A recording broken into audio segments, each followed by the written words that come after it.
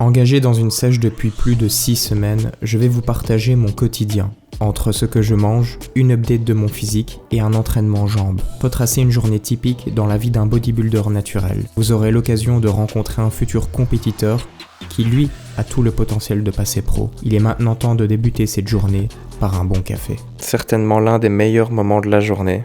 Le café du matin. Je commence ma journée par un petit café, 15 grammes de café moulu. Burman, dédicace à toi. Je viens de me réveiller il y a 20 minutes. Alors je suis occupé à lire les commentaires de ma dernière vidéo. D'ailleurs merci beaucoup d'être toujours aussi engageant dans mes vidéos.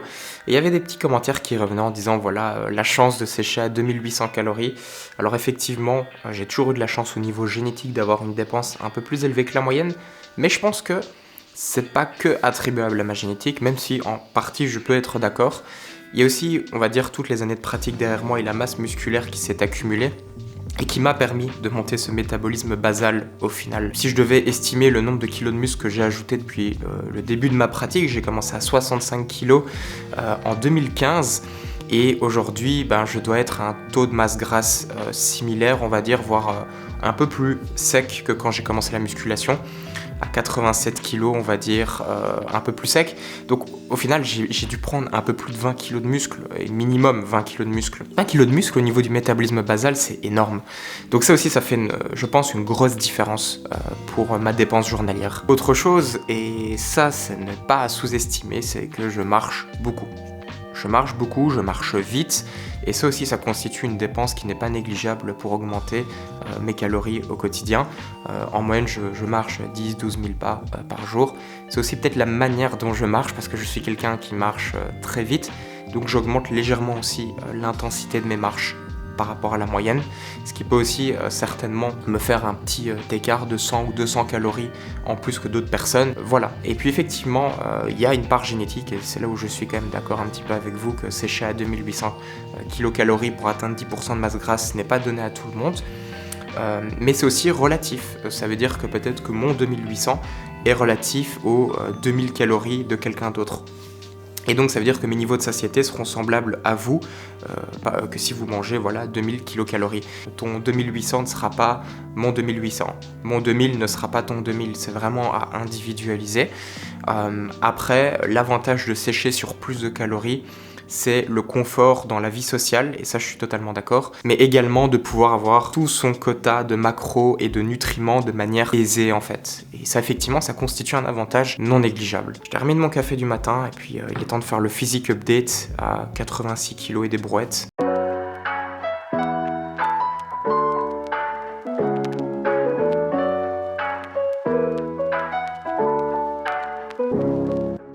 Alors je suis super content de mon physique, je suis sur une perte corporelle de plus ou moins 0,6% de perte corporelle pour chaque semaine. C'est une perte qui me permet en fait d'allier vie sociale et bodybuilding, en fait le meilleur compromis entre les deux. J'ai vraiment pas envie d'être dans quelque chose de plus fort au niveau du déficit et de perdre 1% de poids corporel. Je veux quelque chose de plus doux, de plus lent, et ça me correspond très bien. Le physique a vraiment bien bougé, je pense que j'ai pris entre 2 et 3 kilos de muscle minimum. En fait, c'est la première fois qu'à 86 kilos je suis aussi sec, pour être honnête.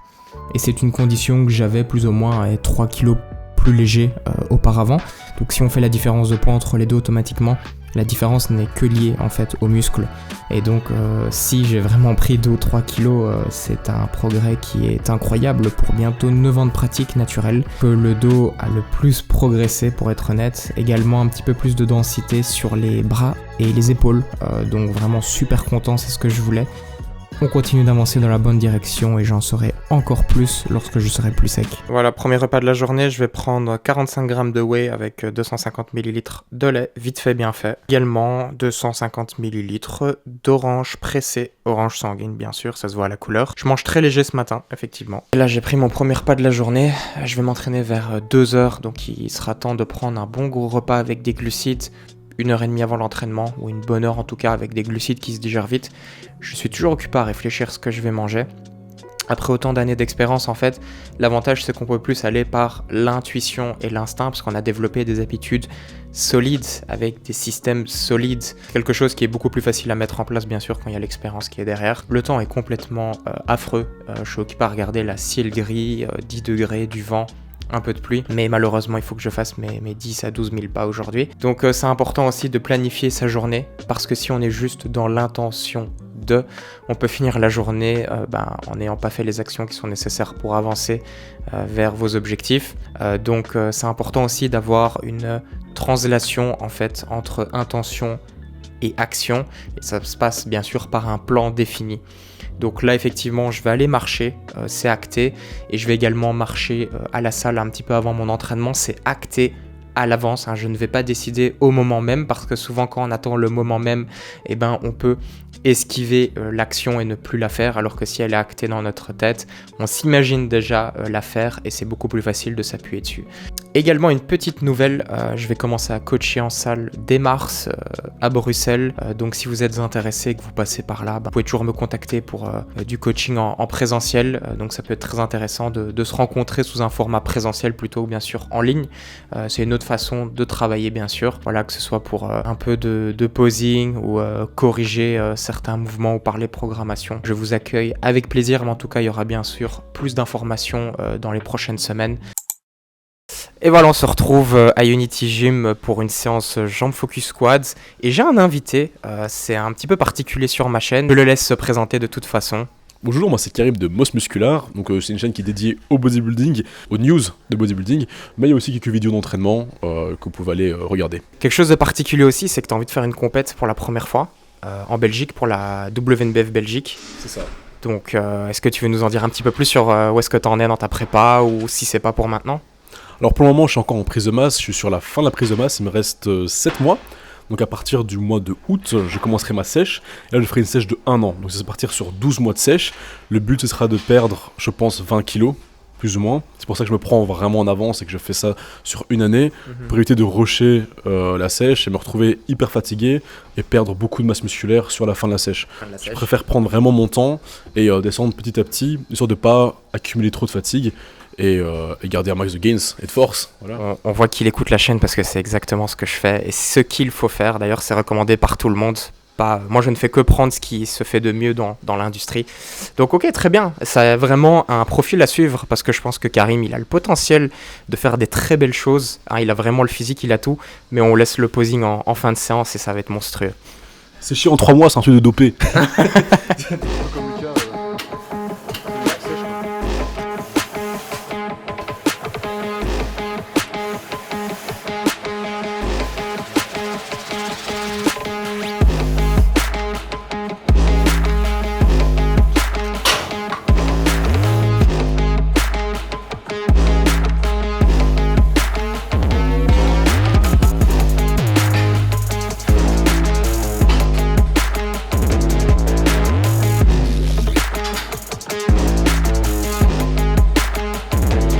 Avec le même principe pour le dos, donc ici il y a une forte tension de contraction et également d'étirement, et donc ce qui peut être sympa avec des machines qui ont des courbes de résistance constantes tout au long de la série, c'est de la prolonger, vu que le muscle va lâcher d'abord en contraction.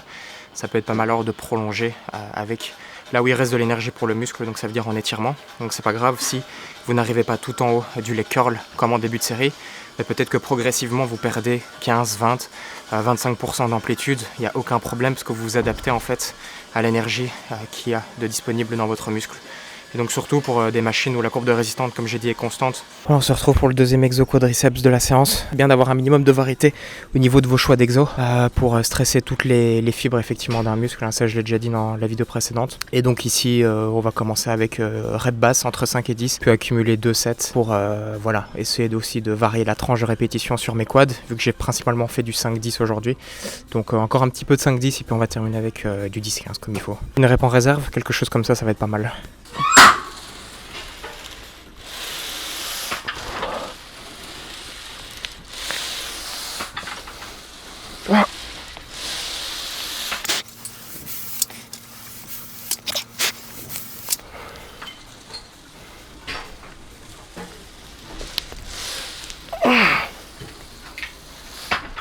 Ça a failli lâcher. Cette rep, une en réserve. Ça a beaucoup ralenti, mais pour un exercice à forte tension d'étirement, l'échec arrive assez vite, donc c'est pas vraiment très prévisible d'un point de vue externe pour vous sur la vidéo. Mais de façon interne, je ressens effectivement qu'il m'en restait une, peut-être même 0. Et donc il y a une divergence entre ce qu'on peut voir de manière externe en vidéo et comment la série est vraiment perçue sur le muscle quand il y a une forte tension d'étirement sur l'exercice. Du coup, Karim va faire une série ici en loro. Et comme il est plutôt bien loin dans sa série, il va faire du partiel quand il a plus de jeu en fait en contraction. Et ça va être vraiment pas mal. Il va pouvoir étendre la série, rajouter du volume de qualité sur son dos et pas se brider en fait, parce que comme il a encore du jeu en étirement, il pourra en profiter et, comme j'ai dit, accumuler un peu de tension en plus. Là, il arrive toujours à faire des reps complètes, donc il a encore de la marge ici. Ah, j'ai mis trop léger, je pense. Ouais, t'as mis trop léger. Bon, la vidéo va durer 4 minutes, je suis désolé. Non, c'est bon, vas-y encore, vas-y. Ici, il rentre en partiel. Vas-y, t'as encore du jeu. Vas-y, t'as encore. Vas-y, encore des partiels, t'en as 4-5. 4-5 en partiel. Voilà. Donc ici, je sais pas combien de reps en partiel t'as eu en plus, Karim, mais je crois que ça se comptait quasi à entre 5 et 10 en plus en partiel. Tu l'as senti comment la série? En fait, mon air d'épaule a commencé à cramer. Mais par contre, ouais, vraiment top. J'ai senti d'un seul coup, quand j'ai commencé le deuxième partiel, mon grand dorsal, la totalité du grand dorsal, j'ai senti d'un seul coup se congestionner, mais encore plus. Et ouais, jusqu'à la fin, ça crame. Tu sentais que la tension que t'accumulais en fin de série était quand même exclusivement dans le grand dorsal, on va dire ouais, la majorité. Ouais, je dirais, allez, 85% dans le grand dorsal, 10% dans l'arrière d'épaule, Okay. Et 5% dans le bras. Ce qui est vraiment bien parce que j'ai un point fort bras, donc...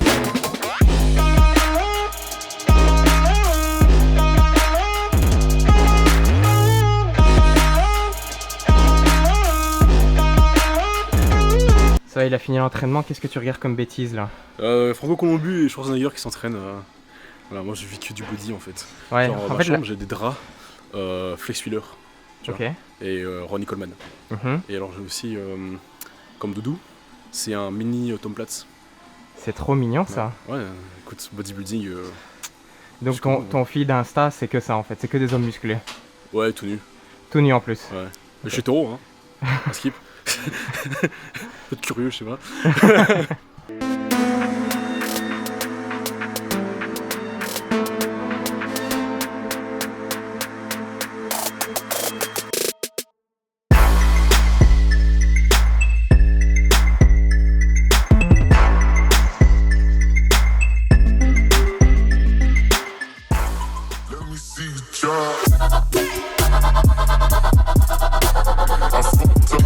So big we hustle,